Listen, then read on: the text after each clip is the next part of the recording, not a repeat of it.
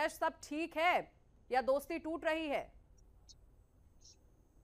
नहीं, किसने कहा कहीं कोई दोस्ती टूट रही है या कहीं हम्म। कुछ गड़बड़ है? ये तो आप मीडिया के माध्यम से, ना तो भारतीय जनता पार्टी के किसी नेता ने अभी तक कोई बात कही है कि आरएलडी के लोग उनके पास आ रहे हैं, ना आरएलडी की तरफ से कोई ऐसी बात हुई है, ना सपा की तरफ से ऐसी कोई बात हुई है कि गठबंधन टूट रहा है।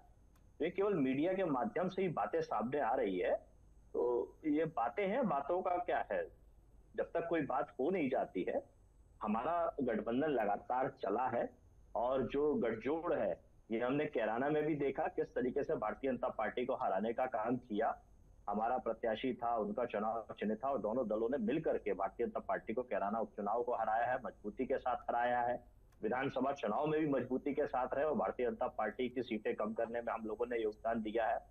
और अब लोकसभा में भी भारतीय जनता पार्टी को हराने के लिए दोनों दल साथ में रहेंगे, ये बात निश्चित है। अभी तक कोई ऐसी बात है नहीं। चौधरी आरएलडी नेता के लिए श्री अखिलेश यादव जी ने बड़ा स्पष्ट कह दिया है, पढ़े लिखे हैं, समझदार हैं, सारी बातें ठीक है, वो निर्णय लेंगे। तो जिस यश तरीके से जी, भारतीय अगर जनता ऐसी कोई पार्टी की बात नहीं सरकार है में तो अखिलेश यादव को ये सब कहने की नौबत क्यों आ रही है कि जयंत चौधरी पढ़े लिखे हैं, समझदार हैं, किसानों की हक की लड़ाई बीच में छोड़कर वो नहीं जाएंगे? और अगर हम देखें भी तो जयंत चौधरी जो है वो दिल्ली में मिल रहे हैं।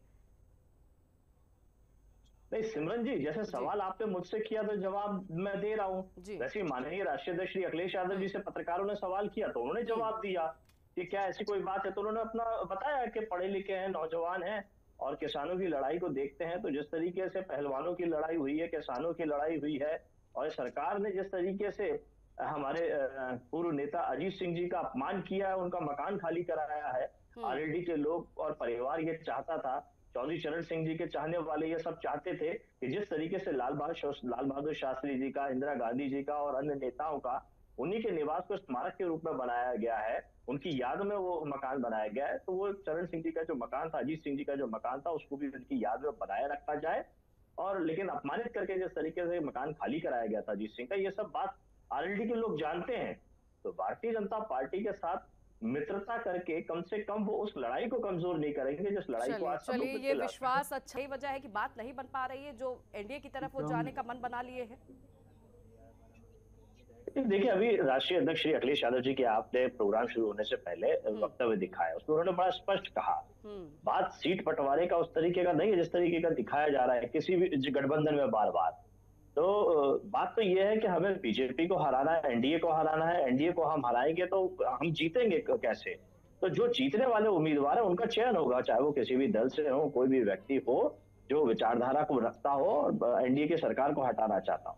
अब भारतीय जनता पार्टी के साथी से आपने प्रतिक्रिया ली, उन्होंने दो तरीके की बातें करी। जी। एक तरफ वो ये दर्शा रहे हैं कि आरएलडी की और जयंत चौधरी जी की मजबूरी है कि बीजेपी के साथ आना, एनडीए के साथ आना, और अगर नहीं आएंगे तो उनके अस्तित्व को खतरा हो जाएगा, उनके अस्तित्व के खतरे के कारण वो एनडीए में जा रहे हैं। इस तरह की बात भारतीय